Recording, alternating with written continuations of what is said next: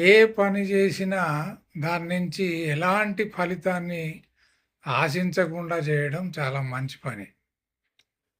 ఎలాంటి ప్రతిఫలం ఆశించకుండా చేయడాన్నే ప్రతిఫలాపేక్ష లేకుండా చేయడం అని. ఎందుకంటే మనం ఓ పని చేసినప్పుడు దాని నుంచి ఏదో వస్తుందని ఎక్స్‌పెక్ట్ చేస్తాం. ఆశించడం అంటారు దాన్నే. ఆశించినంతే వచ్చిందనుకోండి. అంటే మీరు రూ. 10 వస్తాయనుకున్నారు. రూ. 10 వస్తే అయ్యో! అనుకున్నంతే వచ్చింది. ఇంకొక రూపాయి ఎక్కువొస్తే బాగుండని ఒక ఆశ పుడుతుంది. ఆ ఆశ ఇగ ఆగదు.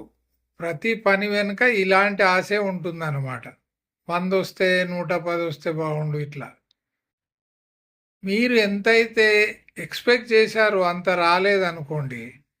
అప్పుడు మీరు డిప్రెషన్‌లోకి, తీవ్రమైనటువంటి మానసికమైనటువంటి వేదనలోకి వెళ్ళిపోతారు. సపోజ్ మీరు ఆశించిన దానికంటే 10 రెట్లు ఎక్కువొచ్చిందనుకోండి. రూ. 100 అనుకుంటే మీకు రూ. 1000 వచ్చిందనుకోండి. మీ గుండె తట్టుకుంటే మీరు బతికి బట్టగడతారు. లేకపోతే హరి అంటారు. ఇలా ఎంతోమంది చనిపోయారు.